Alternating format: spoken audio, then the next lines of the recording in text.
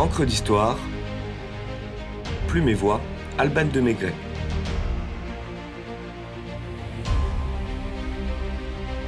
Absinthe et pastis. De la fée verte au petit jaune.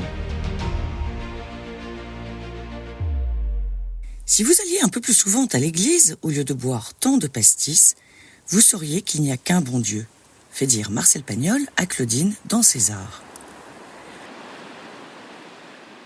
Ah, qui n'a pas eu envie d'un pastis après un bain de mer pris en Méditerranée, ne sait pas ce que c'est qu'un bain de mer pris le matin en Méditerranée, écrivait Marguerite Duras dans Le Marin de Gibraltar en 1952. Associé au soleil de la Grande Bleue et chantant bon l'accent de Marseille, cet apéritif anisé s'invite dès les premières chaleurs, et nous y sommes. Plongeons rafraîchissant dans les eaux turquoises de Mare Nostrum, un verre de pastaga à la main. Dans son sens premier, l'apéritif facilite les sécrétions de l'appareil digestif, et dans un second, stimule l'appétit. Mais passons ces considérations purement intestinales et si peu poétiques. Car aujourd'hui, détaché des vertus thérapeutiques, l'apéro est plus simplement synonyme de convivialité et de détente. Il ne désigne plus la potion médicinale consommée avant le dîner pour extirper aux plantes leur pouvoir. Il s'agit bien plutôt de boire un verre pour le plaisir. Des sources attestent qu'au XVIe siècle avant Jésus-Christ déjà, l'on consommait des liqueurs à base de plantes comme l'anis, la badiane, l'absinthe ou le fenouil.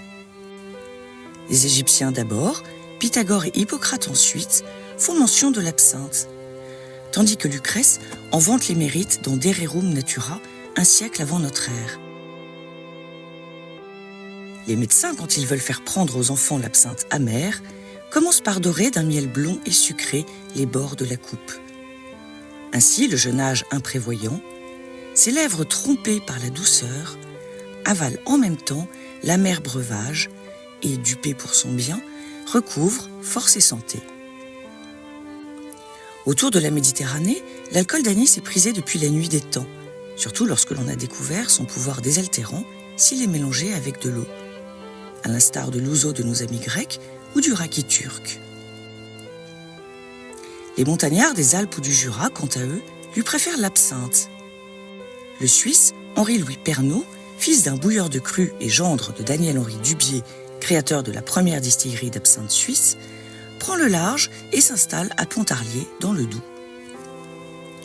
Il y fonde en 1805 la société Pernod-Fils pour répondre à la demande française. Car comme on le sait, les Gaulois ne sont pas les derniers à lever le coude. Le succès de la liqueur d'absinthe est fulgurant en Franche-Comté. En 1830, les soldats français se lancent dans la colonisation de l'Algérie.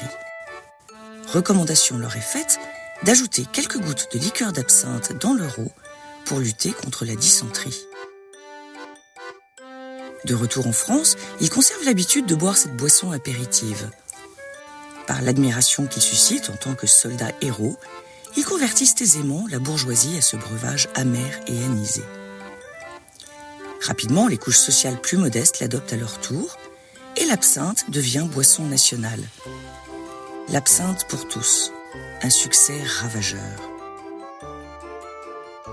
Les artistes également en sont de grands consommateurs et se retrouvent dans les cafés parisiens pour partager leurs idées et trouver l'inspiration autour d'un verre de fée verte, comme l'appelait Oscar Wilde, qui en disait par ailleurs « L'absinthe a une couleur magnifique, le vert.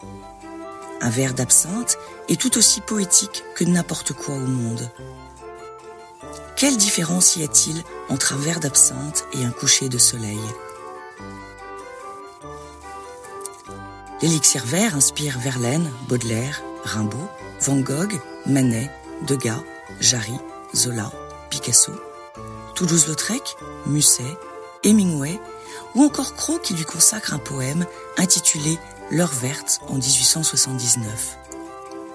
Comme bercé en un hamac, la pensée oscille et tournoie, à cette heure où tout estomac, dans un flot d'absinthe, se noie. Contenant 60 degrés d'alcool, l'absinthe fait monter le taux d'alcoolisme de façon fulgurante et inquiétante. C'est le péril vert, décrit par Zola dans l'Assommoir en 1877. On accuse la boisson de mener les consommateurs assidus à la folie et l'interdit en 1915. Malgré la prohibition, la France a soif et se lance dans des trafics de contrebande de bonne guerre.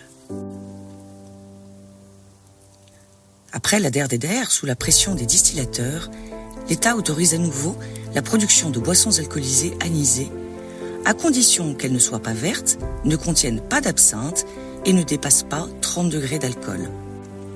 30 qui passent à 40 degrés 2 ans plus tard. Néanmoins, ces taux sont trop faibles pour obtenir une dissolution des essences et une qualité gustative satisfaisante. Autour de Marseille, on bricole des mélanges appelés pastis, qui signifie méli-mélo en provençal. Paul Ricard, un jeune Marseillais de 17 ans, passionné de chimie, constate en faisant la tournée des cafés avec son père négociant en vin que les spiritueux anisés illégaux ne satisfont pas vraiment la clientèle. Il décide donc de trouver la bonne formule dans un laboratoire de fortune. Après plusieurs essais de mélange de plantes, il semble avoir trouvé l'accord parfait entre anis étoilé, réglisse et autres plantes aromatiques, et lance en 1932, sous son propre nom, le Ricard. Il en recommande le bon usage pour déguster toutes les saveurs de la boisson.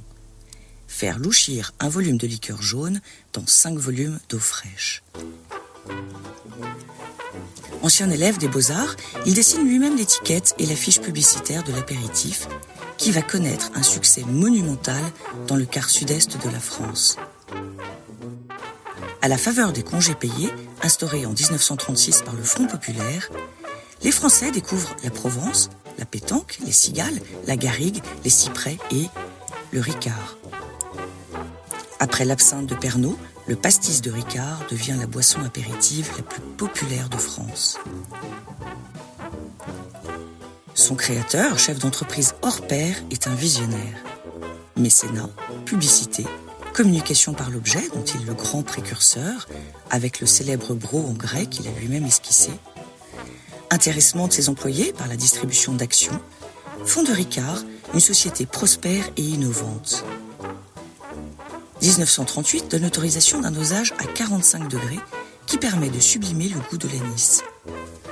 C'est alors que Paul Ricard réalise son coup de maître avec une campagne choc. Ricard, le vrai pastis de Marseille. Symbole populaire français par excellence, le pastaga est interdit par le régime de Vichy, comme tous les apéritifs dépassant 16 degrés d'alcool.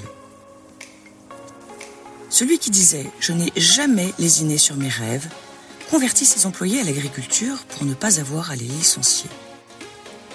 Une fois instaurée la réhabilitation des alcools à 40 degrés après la Deuxième Guerre, il se bat pour revenir à 45.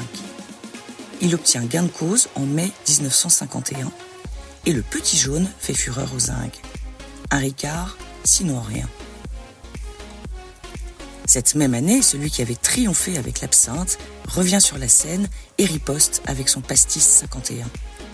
La concurrence est rude entre les deux géants de l'anisette, avant qu'ils ne se marient en 1974 sous le nom de Pernod Ricard et ne deviennent le groupe gigantesque que l'on connaît.